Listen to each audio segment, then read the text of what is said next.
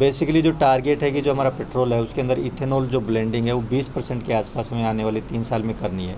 तो उसके लिए हमें करीबन 10 से 12 मिलियन टन और मक्का की ज़रूरत पड़ती है। तो उस पूरा करने के लिए हमारे पास कई ऑप्शंस हैं, जिन ऑप्शंस के ऊपर हम काम कर रहे हैं।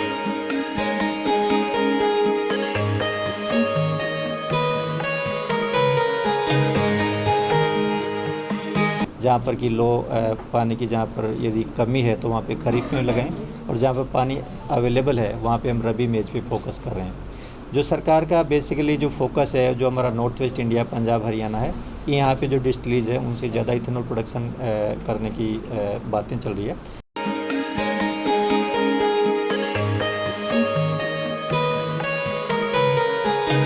ਦੇਸ਼ ਵਿੱਚ ਬਾਇਓ ਐਥੀਨੋਲ ਦੇ ਉਤਪਾਦਨ ਨੂੰ ਉਤਸ਼ਾਹ ਦੇਣ ਵਾਸਤੇ ਭਾਰਤ ਸਰਕਾਰ ਪੰਜਾਬ ਅੰਦਰ ਮੱਕੀ ਦੀ ਖੇਤੀ ਨੂੰ ਇੱਕ ਵੱਡੇ ਵਿਕਲਪ ਵਜੋਂ ਦੇਖ ਰਹੀ ਹੈ, ਜਿਸ ਨਾਲ ਖੇਤੀ ਵਿਭਿੰਨਤਾ ਦੇ ਉਦੇਸ਼ ਨੂੰ ਵੀ ਪ੍ਰਾਪਤ ਕੀਤਾ ਜਾ ਸਕਦਾ ਹੈ। ਪੰਜਾਬ ਖੇਤੀਬਾੜੀ ਯੂਨੀਵਰਸਿਟੀ ਵਿਖੇ ICAR ਅਤੇ IIMR ਵੱਲੋਂ ਇੱਕ ਪ੍ਰੈਸ ਕਾਨਫਰੰਸ ਕਰਕੇ ਭਾਰਤ ਸਰਕਾਰ ਵੱਲੋਂ 2025 ਤੱਕ ਪੈਟਰੋਲ ਵਿੱਚ ਐਥੀਨੋਲ ਦੇ ਮਿਸ਼ਰਣ ਨੂੰ 20% ਤੱਕ ਪਹੁੰਚਾਉਣ ਦੇ ਟੀਚੇ ਨੂੰ ਪ੍ਰਾਪਤ ਕਰਨ ਦੇ ਉਦੇਸ਼ ਨਾਲ ਮੱਕੀ ਨੂੰ ਇੱਕ ਅਹਿਮ ਵਿਕਲਪ ਵਜੋਂ ਦੇਖਣ ਬਾਰੇ ਦੱਸਿਆ ਗਿਆ ਹੈ। ਇਸ ਉਦੇਸ਼ ਦੀ ਪ੍ਰਾਪਤੀ ਵਿੱਚ ਪੰਜਾਬ ਦੀ ਇੱਕ ਅਹਿਮ ਭੂਮਿਕਾ ਦੀ ਲੋੜ ਹੈ, ਉਸ ਤੇ ਜ਼ੋਰ ਦਿੱਤਾ ਗਿਆ ਹੈ।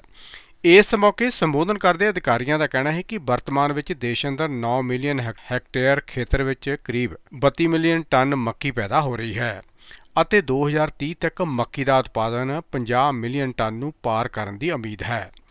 ਇਸ ਲੜੀ ਹੇਠ ਪੰਜਾਬ ਦੇ ਕਿਸਾਨਾਂ ਨੂੰ ਕਣਕ ਅਤੇ ਝੋਨੇ ਦੇ ਚੱਕਰ ਚੋਂ ਬਾਹਰ ਕੱਢਣ ਵਿੱਚ ਮੱਕੀ ਇੱਕ ਅਹਿਮ ਭੂਮਿਕਾ ਨਿਭਾ ਸਕਦੀ ਹੈ।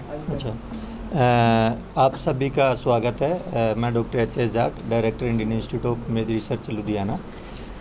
बेसिकली जो यदि हम देखते हैं भारतवर्ष के अंदर जो मेज़ का एरिया है वो करीबन 10 मिलियन हेक्टेयर के आसपास है, और इसकी जो प्रोडक्शन है वो 33 मिलियन टन्स के आसपास आ रहा है। लेकिन जो हमारी भारत सरकार का जो टारगेट है EBP 20% बाई 2025-26, उस टारगेट को पूरा करने के लिए हमारे को मक्के के प्रोडक्शन के अंदर बढ़ोतरी की ज़रूरत है। बेसिकली जो टारगेट है कि जो हमारा पेट्रोल है उसके अंदर इथेनॉल जो ब्लेंडिंग है वो 20% के आसपास हमें आने वाले 3 साल में करनी है। तो उसके लिए हमें करीबन 10 से 12 मिलियन टन और मक्का की ज़रूरत पड़ती है। तो उस पूरा करने के लिए हमारे पास कई ऑप्शंस हैं, जिन ऑप्शंस के ऊपर हम काम कर रहे हैं। उसके अंदर तो एक तो जो है कि इंक्रीज इन एरिया में उन एरियाज़ में उन स्टेट्स में हम एरिया बढ़ाएँ जहाँ पर कि पानी की जहाँ पर यदि कमी है तो वहाँ पे खरीफ में लगाएं, और जहाँ पर पानी अवेलेबल है वहाँ पे हम रबी मेज पे फोकस कर रहे हैं। जो सरकार का बेसिकली जो फोकस है, जो हमारा north west India, Punjab, Haryana है, यहाँ पे जो डिस्टिलीज है उनसे ज़्यादा इथेनॉल प्रोडक्शन करने की बातें चल रही है। दूसरी साइड में जो ईस्टर्न इंडिया है, चाहे वो बिहार हो, चाहे वेस्ट बंगाल हो, चाहे उड़ीसा हो, एक वहाँ पर जो हमारा डिस्टिलीज का है वो करीबन वहाँ पे भी एक हमारा कैचमेंट एरिया है जहाँ से ज़्यादातर इथेनॉल प्रोडक्शन होगा। पूरे देश में ही इथेनॉल प्रोडक्शन मक्की से करने की योजना चल रही है, ताकि जो सरकार का 2025-26 का टारगेट 20% इथेनॉल ब्लेंडेड पेट्रोल है, और 2030 तक 30% इथेनॉल ब्लेंडेड पेट्रोल है जो पूरा हो सकता है। तो इसका जो इथेनॉल होता है, जो मक्का से जो इथेनॉल बनता है, उसमें स्टार्च कंटेंट का एक बड़ा रोल होता है, क्योंकि स्टार्च कंटेंट जितना ज़्यादा होगा उतना इथेनॉल प्रोडक्शन ज़्यादा होगा। तो इंडियन इंस्टीट्यूट ऑफ मेज रिसर्च जो हाई स्टार्च कंटेनिंग जो इनब्रेड लाइन्स है या पेरेंट्स है उनके ऊपर हम काम कर रहे हैं। हमारे पास जितने भी अवेलेबल हाइब्रिड्स हैं या कंपोजिट वेराइटीज़ हैं उनके ऊपर हम ऑलरेडी इथेनॉल का एवेल्यूशन कर रहे हैं कि कौन से में कितना इथेनॉल आता है। उसी के ऊपर हम 4-5 सेंटर्स हमने AICRP के अंदर आइडेंटिफाई किए, ताकि हम एक नई हाई स्टार्च कंटेनिंग वेराइटीज़ को हम प्रोड्यूस कर सकें। तो आने वाले समय में सभी किसान भाइयों से मेरा ये रिक्वेस्ट है कि जो मक्का का जो भविष्य है वो अच्छा है, और क्योंकि इसकी जो डिमांड है आने वाले सालों में बढ़ेगी, जैसे जैसे हम इथेनॉल पेट्रोल में मिक्स करेंगे इसकी डिमांड बढ़ेगी। तो सभी किसान भाई इसके ऊपर थोड़ा सा ध्यान दें और अपना मक्का का जो रकबा है और प्रोडक्टिविटी है वो दोनों बढ़ाएँ।